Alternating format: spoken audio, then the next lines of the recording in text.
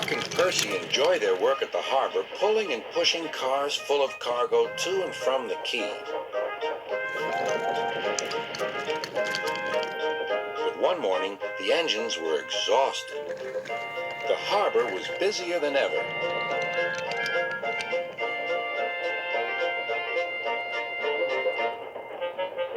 Sir Topham Hatt promised that another engine would be found to help them. "Huh, it's about time," said Percy. "I ache so much I can hardly get my wheels to move," agreed Duck. They waited for the engine to arrive. It came as a shock when he did. "Good morning," squirmed Diesel in his oily voice. The two engines had not worked with Diesel for a long time. "What are you doing here?" gasped Duck. "Your worthy Sir Topham Hatt sent me. I hope you are pleased to see me again. I am to shunt some dreadfully tiresome cars." "Shunt where?" said Percy suspiciously. "Where? Why, from here to there," purred Diesel, "and then again from there to here. Easy, isn't it?" With that, Diesel, as if to make himself quite clear, bumped some cars hard.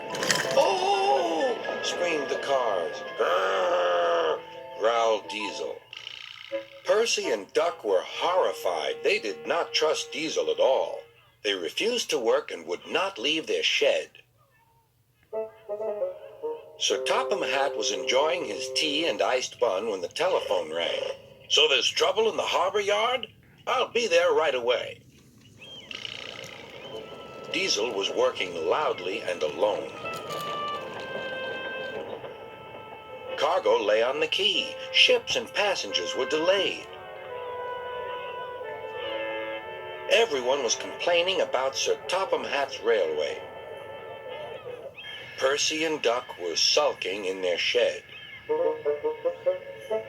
"What's all this?" demanded Sir Topham Hatt. "We're on strike, sir," said Percy nervously. "Yes," added Duck. "Beg pardon, sir, but we won't work with Diesel, sir." "You said you sent him packing, sir." "I have to give Diesel a second chance," replied Sir Topham Hatt. "I'm trying to help you by bringing Diesel here. Now you must help me. He was the only engine available." Percy and Duck went sadly back to work. Next morning, things were no better.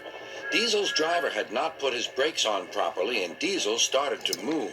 He went bum, straight into Percy. "Wake up there, Percy," scowled Diesel. "You have work to do." He didn't even say he was sorry to Percy. Later, Diesel bumped the cars so hard that the loads went everywhere. "What will Sir Topham Hatt say?" gasped Percy. "He won't like it," said Duck. "So who's going to tell him, I wonder? Two goody-goody tattletales like you, I suppose?" Percy and Duck did not want to be tattletales, so they said nothing. Diesel, thinking he could get away with his bad behavior, was ruder than ever. Next day, he was shunting freight cars full of china clay. He banged the cars hard into the buffers, but the buffers weren't secure. The silly cars were sunk.